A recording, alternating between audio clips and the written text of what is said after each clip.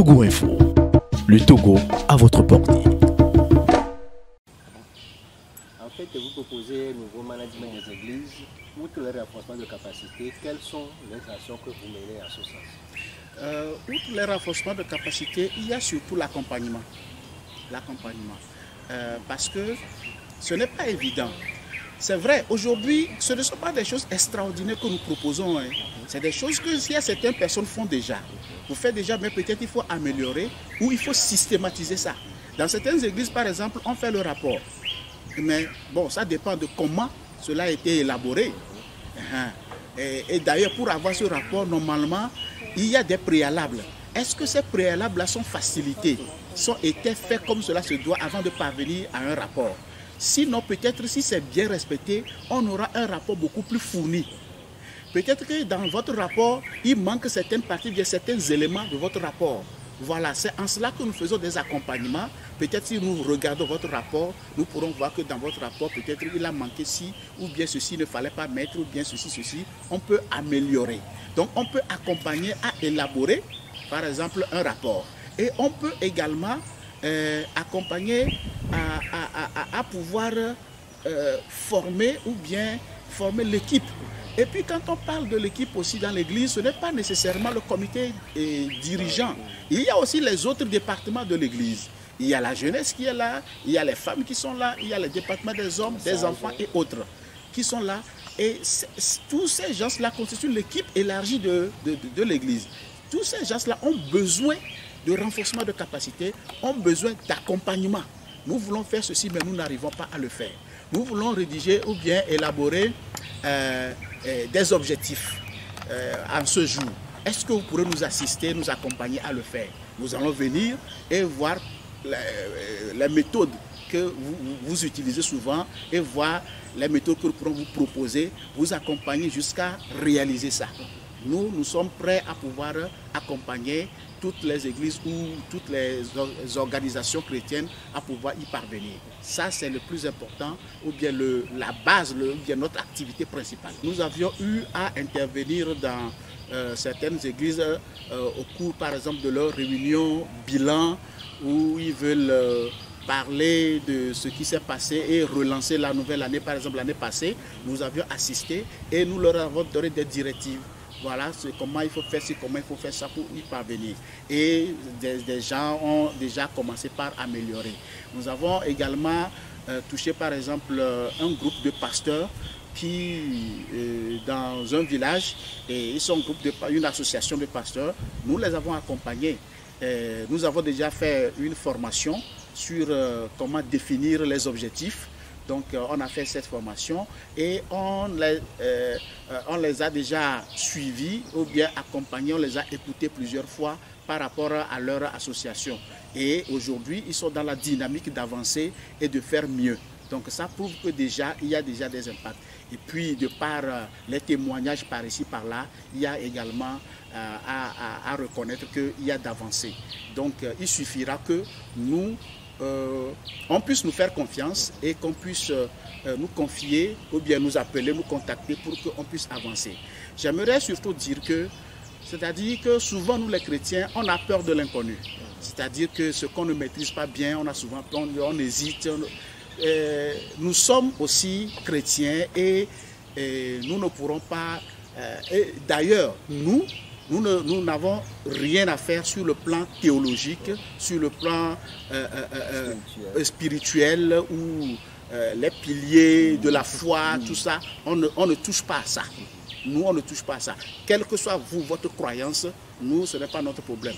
Pour dire que Dieu a dit ceci dans la Bible, qu'il faut faire ça, qu'il faut faire ça. Ce n'est pas nous notre problème. On ne veut pas rentrer dans la théologie ou bien dans l'étude biblique pour dire qu'il y a ci, il y a ça. Vous, il ne fallait pas porter de boucle ou bien il faut porter de boucle, tout ça là. Ce n'est pas notre problème.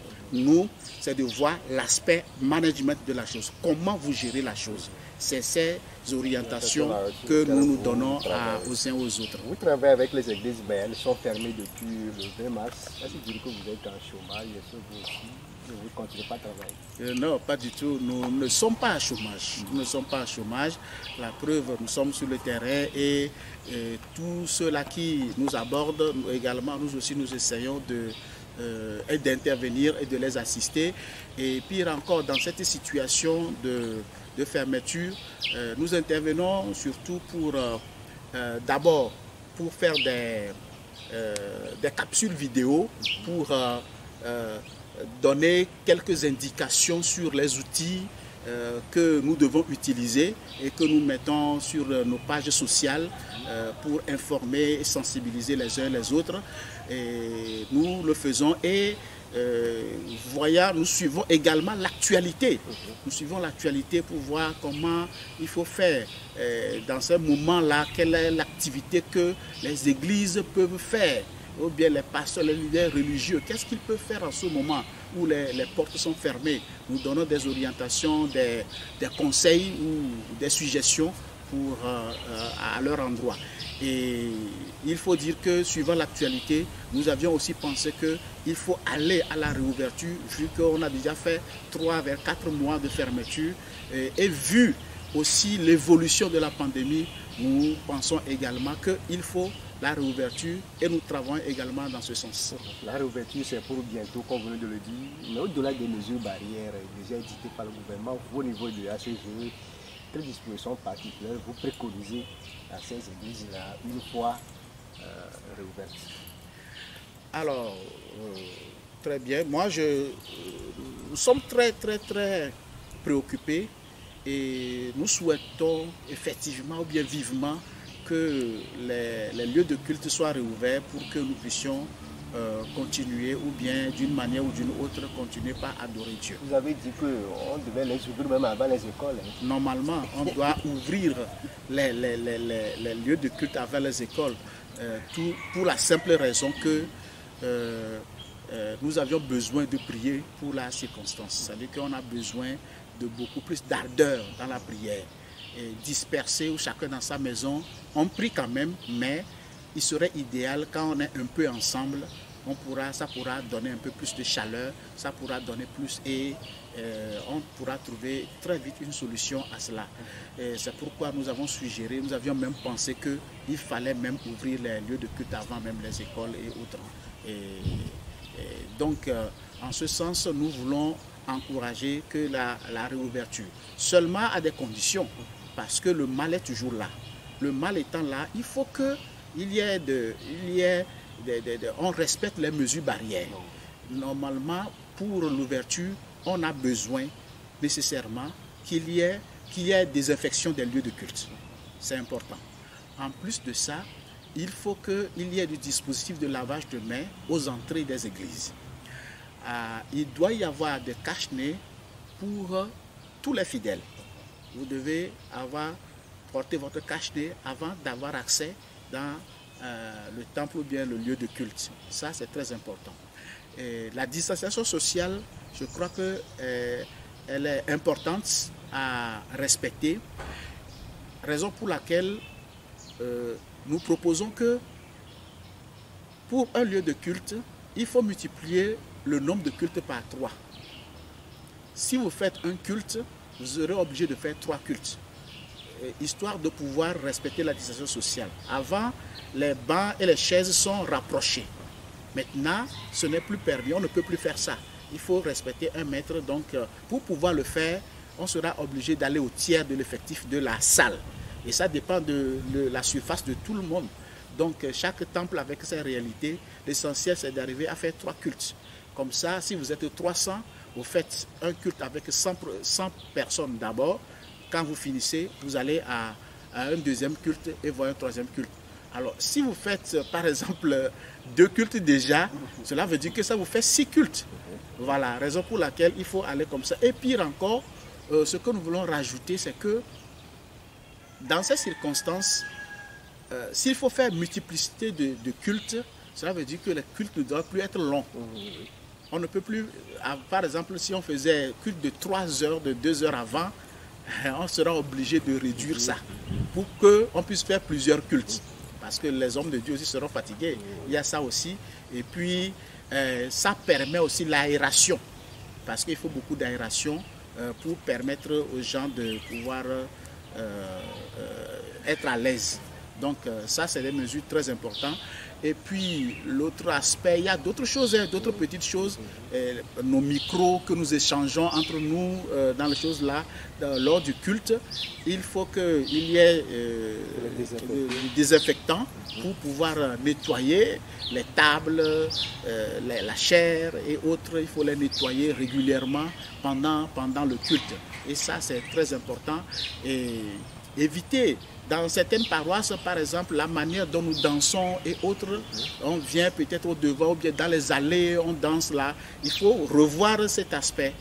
Ça là, il faut revoir ça pour qu'il n'y ait pas trop de rapprochement ou c'est-à-dire que ça ne donne pas l'occasion, par exemple, que quelqu'un puisse transmettre le virus à son prochain. Ça, c'est des aspects très importants que les uns et les autres doivent revoir pour que à l'ouverture, on puisse aller sans problème. Face à la pandémie, vous avez aussi dit qu'il serait bon que toutes les congrégations religieuses s'unissent pour prier d'une seule voix pour faire partir cette pandémie-là. Mais comment est-ce que c'est nécessaire? Mais chacun peut déjà chez lui. Alors, nous avons proposé également qu'il y ait une convocation nationale ou organiser une prière pour toute la nation. Nous pensons qu'il n'est pas encore tard. On peut toujours le faire. On peut toujours le faire. C'est indispensable. Parce que le mal n'est pas encore fini. C'est une maladie qui est mondiale. C'est une pandémie qui a bouleversé tout le monde. Les grandes organisations, les grandes personnalités du monde entier ne parlent pas le même langage devant cette maladie. Ça est, jusqu'à présent, on n'est pas tiré d'affaire. Il y a toujours des morts, il y a toujours des malades qu'on voit chaque jour. Ça prouve que le mal n'est pas encore fini. Et si le monde entier est troublé, ne parle pas le même langage devant cette situation, ça veut dire que Dieu en sait quelque chose et c'est Dieu seul qui a le pouvoir. Donc si c'est Dieu seul qui a le pouvoir, il faut qu'il y ait un sursaut national. Il faut qu'on fasse des pas vers Dieu. Dans la Bible, c'est ce qui se passe. Quand il y a un problème sur le peuple, c'est que les dirigeants doivent aller vers Dieu pour dire, Dieu, qu'est-ce qui se passe? Nous avions péché, ou bien nous avons fait ceci, ou bien qu'est-ce qui se passe? Et on communique avec Dieu, on prie, on convoque le peuple, on dit, on va prier, on va plaider. Voilà, c'est ce qui se passe dans la Bible. Et c'est pourquoi je crois que c'est ce que nos leaders doivent faire. Je ne parle pas d'œcuménisme ou bien de faire quelque chose, on rester ensemble, non. C'est que devant le mal, il faut se lever et laisser nos particularités, laisser question de doctrine et autres, et aller prier devant Dieu. Ça là, ça ne gâte en rien et plutôt ça nous renforce.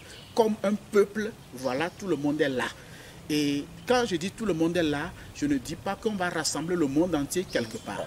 C'est qu'il y ait une organisation où on va retrouver les leaders religieux et même, moi j'aurais souhaité même que les plus hautes autorités de ce pays ou bien du pays puissent être présents pour confier le pays à Dieu, pour que Dieu nous épargne du pire, pour que Dieu nous aide à trouver la solution. Il faut qu'il soit inclus dans le programme. La journée de reconnaissance à Dieu. Justement, il y a question de journée de reconnaissance à Dieu. On le fait déjà, ça c'est une journée pour être reconnaissant envers Dieu. Raison pour laquelle il faut encore quelque chose. Il faut encore quelque chose pour pouvoir y arriver. Donc ça, c'est très important. C'est très important. Il faut faire quelque chose pour y arriver. Un mot pour finir cet entretien. Alors, pour finir cet entretien, moi je voudrais tout simplement vous remercier pour l'opportunité et dire à nos dirigeants que nous avons l'occasion ou bien nous voulons les encourager plutôt à pouvoir aller dans le sens de la réouverture. Ça, c'est très important, aller dans le sens de la réouverture et parce que nous sommes confiants que les hommes de Dieu sont suffisamment respectueux et qui peuvent vraiment aller respecter les mesures qui seront imposées pour la réouverture. Merci beaucoup. Merci beaucoup.